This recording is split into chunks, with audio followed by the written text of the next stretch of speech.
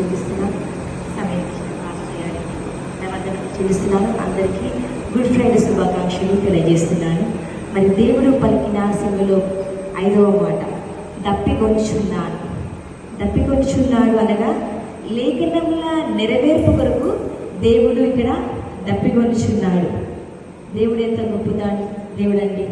ఎందుకంటే దేవుడు మన కోసం, మన పాపాల కోసం సిలువలో మరణించినట్లుగా మనం ఇక్కడ చూస్తున్నాం. నేను ఈ అంశంపై ఒక 6 పాయింట్స్ చెప్పాలనుకుంటున్నాను, సమయం లేదు కనుక.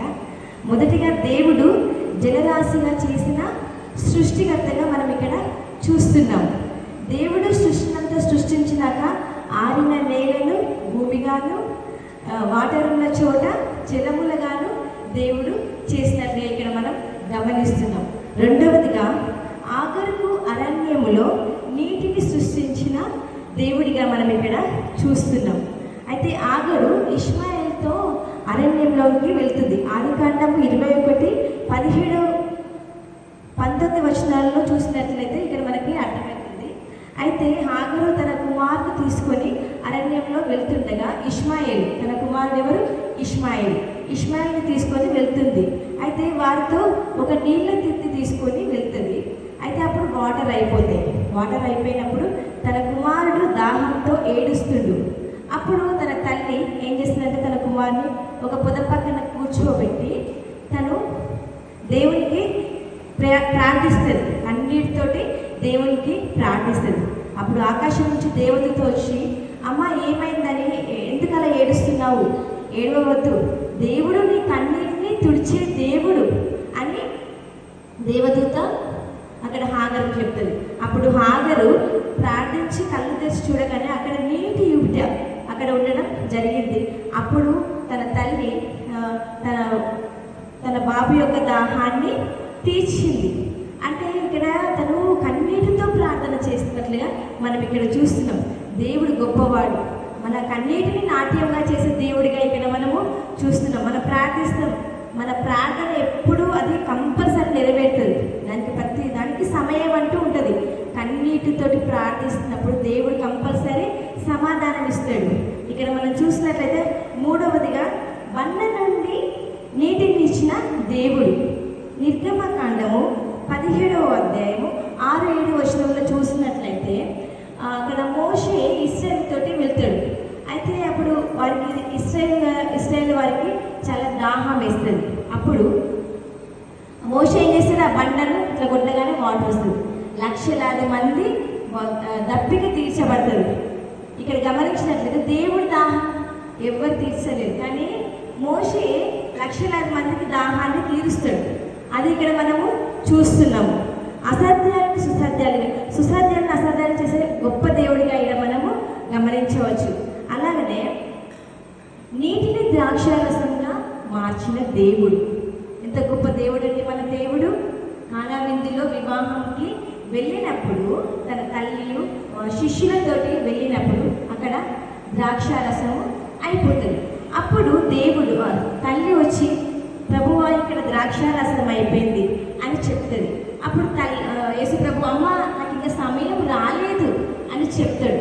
చెప్పిన తర్వాత అక్కడ ఒక 6 రాతి పానాలను తీసుకురండి అని చెప్పి దాంట్లో వాటర్ని పోస్తుంది. దేవుడు వాటర్ని పోసినాక అప్పుడు అది ఏమవుతుంది, ద్రాక్షారసంగా మారిపోతుంది. చూసారా అండి, దేవుడు ఎంత గొప్ప దేవుడు ఇక్కడ మనము గమనిస్తున్నాము. అలాగే మనం ఇక్కడ సమరయ స్త్రీ గురించి చెప్తాం. ఒకరోజు దేవుడు తను శిష్యులతో కలిసి వెళ్తున్నాడు.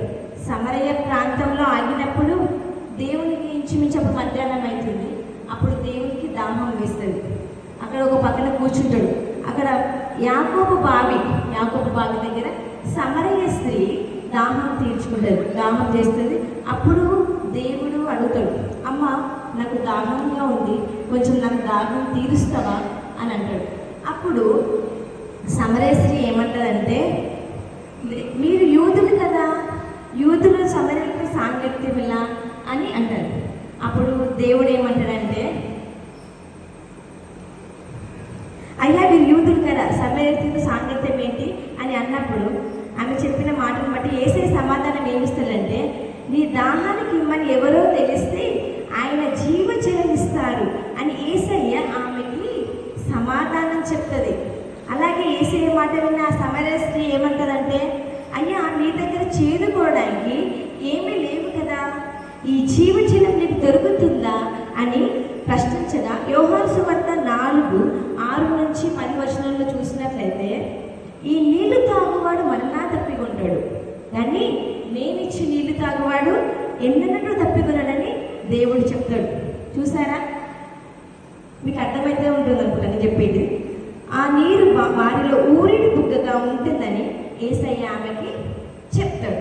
ఇక్కడ కూడా దాహం గురించి చెప్తాడు.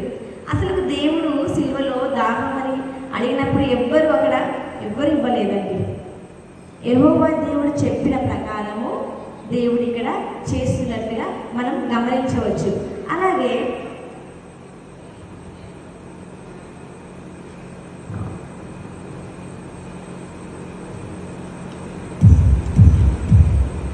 లేఖనంలో నెరవేర్పు కోసం తప్పికొన్నాడని ఇక్కడ మనం చూస్తున్నాము. యోహాను సువార్త 19:28-28 చూసినప్పుడు ఆయనకు దాహం అయినప్పుడు చేదు చిరకను అందించాడు. అలాగే కీర్తనలు 69:21 చూసినట్లయితే అందులో కూడా దేవునికి చేదు చిరకను అందిస్తారు.